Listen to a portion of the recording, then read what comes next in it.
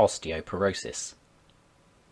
In this section of the audiobook, we will look to unpack in some detail the important aspects of this relatively common condition, and what, as physiotherapists, we should be doing in clinic.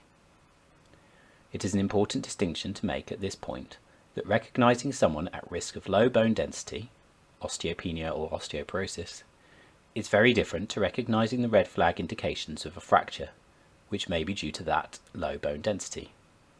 In a red flag situation, the recognition of potentially low bone density will aid in your clinical reasoning, but clearly the management will be significantly altered.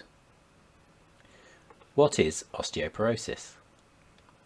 Osteoporosis is a combination of reduced bone mass and reduced bone quality, which understandably results in an increase in the fragility of the bone structure.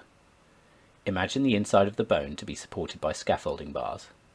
In osteoporosis, these bars are fewer in number, reduced bone mass, and individually less solid, reduced bone quality.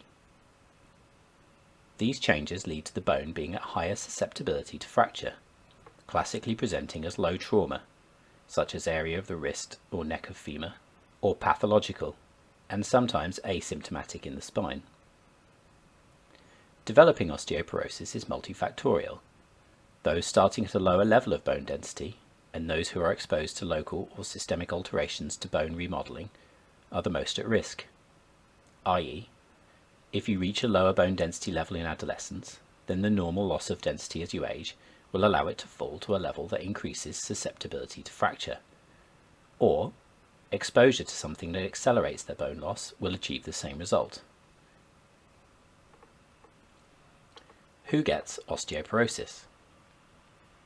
Most commonly, osteoporosis follows the menopause, as estrogen has an inhibitory effect on the osteoclasts. Older adults are also commonly affected. As mentioned above, a decrease in bone density is a normal result of the aging process, although not necessarily inevitable. A third category are those with an underlying cause for their reduction in bone density. These are often younger people with a history of nutritional deficiencies, drug therapies, or inherited causes. The prevalence of osteoporosis itself is difficult to determine and likely underreported. However, in the UK, over 1/3 of women and 1/5 of men will sustain a fragility fracture in their lifetime, and at age 75 to 84, the absolute 10-year risk for sustaining a fragility fracture is approximately 24% for women and 14% for men. What should we do? Clearly, in cases of known fracture, especially if it is low trauma, we should be considering factors that may have contributed to lower bone density. We should retain some level of suspicion for all the people who attend physiotherapy and consider if they have risk factors which may lead them to have, or to develop, low bone density. As seen in the above numbers, the likelihood of a fragility fracture is relatively high over a lifetime, so I do not believe it is unreasonable to consider these factors in every person. We will be asking many of the questions as part of a normal assessment, and a process of connecting the dots is not an onerous one. In our younger attendees, recognition of factors contributing to the possibility of low bone density and/or an underlying cause does raise the possibility of more medical emergency. Nutritional deficiencies in conditions such as RED-S, for example, or familial history of fragility fractures will raise our suspicions. Investigating. DEXA scanning is the gold standard for measuring bone mass. It is usually easily accessible via a community service, but local pathways will vary. Using a tool such as the FRAX, Fracture Risk Assessment, can help to assess thresholds for investigation. This tool is freely available on the internet.